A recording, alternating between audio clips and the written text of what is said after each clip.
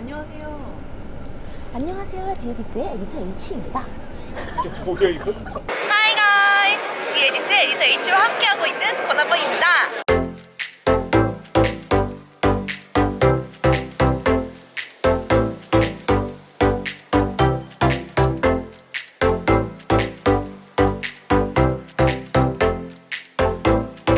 여러분, 드디어 여기 오기만 해도 온몸이 덩실덩실 기분이 좋아지는 그 스티브스 띠어럴에 1년 만에 다시 돌아왔어요.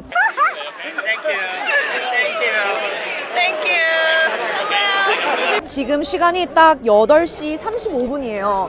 굉장히 일찍 도착을 했는데 1시간 뒤에 9시 반에 드디어 입장을 시작한다고 합니다. 어떡해, 너무 떨려.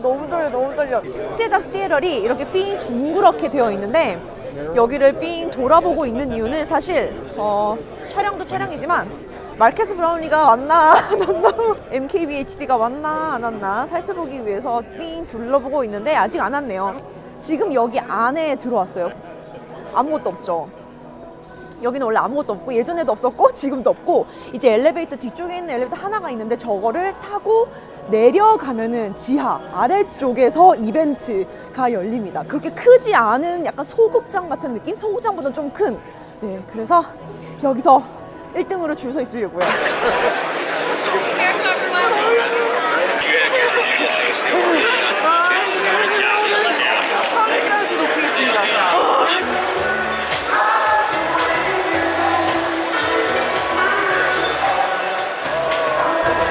여러분, 완전 지옥이에요. 지옥의 촬영 현장 보이시죠? 사람들 이벤트가 끝나고 이렇게 핸즈온 섹션이 준비되어 있어서 핸즈온 섹션마다 이제 뭐 아이폰 만져볼 수 있고 또 이런저런 기능들 브리핑을 데모를 해주고요. 그리고 이제 애플 워치도 쫙 준비가 돼 있습니다.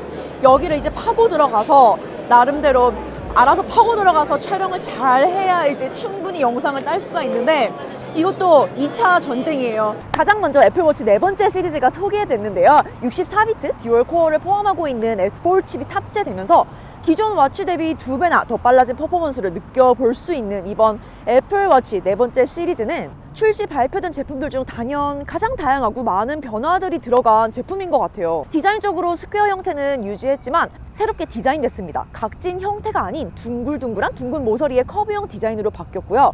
워치에서의 완전한 베젤리스, 꽉 찬 디스플레이를 볼 수 있게 됐어요.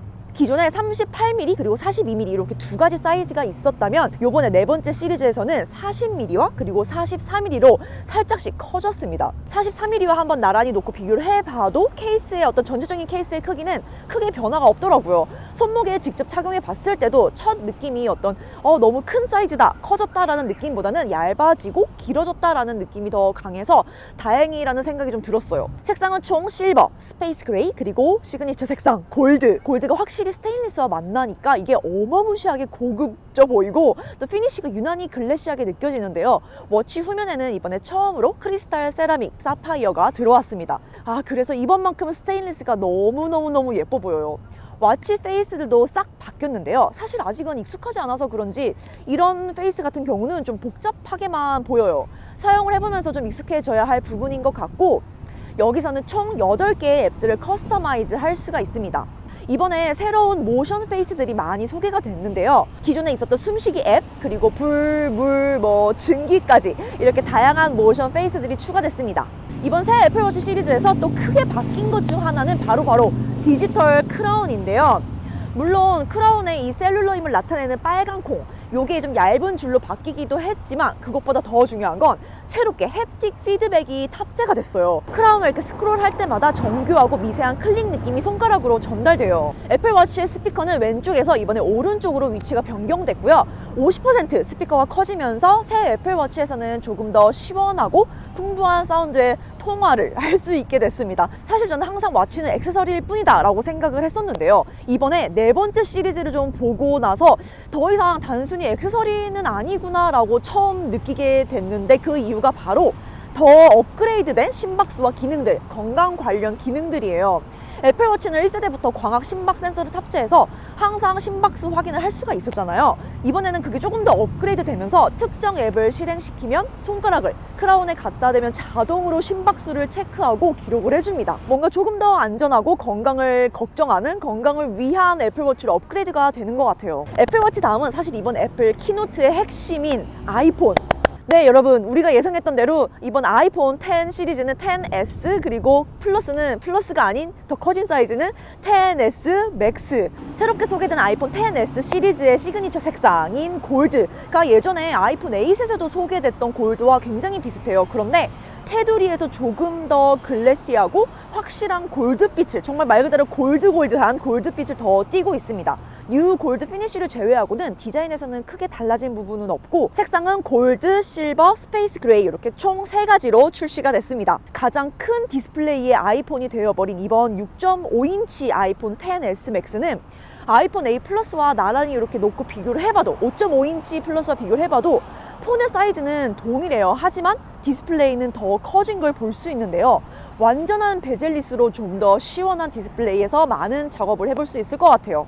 이번 새 아이폰 시리즈에서 가장 주목해야 할 점은 단연 A12 바이오닉 칩이라고 생각합니다. 6개의 CPU 코어가 수행하는 작업에 따라서 2개의 고성능 코어와 4개의 저전력 코어를 조합해서 가장 효율적으로 작업할 수 있도록 분배해 주는데요. A11 바이오닉 대비 최대 15% 빠른 속도와 50% 적은 소비 전력을 갖게 되면서 성능과 배터리 소모 사이에서 보다 최적화된 경험을 할 수 있지 않을까 기대해 볼만 합니다. 또 이제 현재 1년이 지난 아이폰 10의 A11 바이오닉의 GPU 성능도 사실 다른 제조사 신제품보다 월등히 빠른데 A12 바이오닉에서 최대 50% 더 빠른 속도로 업그레이드 되면서 한 번 더 게임은 아이폰이라는 어떤 공식이 좀 강해지지 않을까 생각합니다. 특히 이번에 강조한 부분이 뉴럴 엔진 탑재인데요. 카메라를 이용한 다양한 기능들, 증강현실을 사용한 게임, 그리고 3D 얼굴 인식까지 이제 다양한 하드웨어의 복합적인 조합으로 사용하는 그런 기능들이 점점 많아지는데, 여기서 뉴럴 엔진이 머신러닝을 통해서 실시간 학습을 하게 되면서 여러 기능들을 굉장히 정확하고 빠르게 사용할 수 있도록 해줍니다. 다음은 카메라. 저는 항상 새로운 스마트폰이 출시될 때마다 이제 가장 궁금하고 또 관심 있는 부분이 카메라예요. 이번 아이폰 10S 시리즈 카메라 역시 좀 업그레이드가 됐습니다. 이미지 시그널 프로세서 ISP 덕분에 움직이는 피사체를 좀 더 정확하게 캡처할 수 있고, 또 저조도, 반가운 변화죠. 저조도 환경에서는 개선된 노이즈까지. 또 이제 무엇보다 가장 흥미로운 점은 심도 조절이 가능해져서 인물 모드에서 사진을 찍고 편집으로 들어가서 아주 간단하게 뎁스 조절을 하면, 심도 조절을 하게 되면 뒷배경의 보케까지 만들어낼 수 있는, 담아낼 수 있는 괜찮은 사진으로 만들어 볼 수 있을 것 같아요. 마지막, 이거 기다렸던 분들이 꽤 있어요. 듀얼 심. 아이폰이 전자 유심을 내장하고 유심 카드 슬롯으로 듀얼 유심을 사용할 수 있도록 되어 있는데요.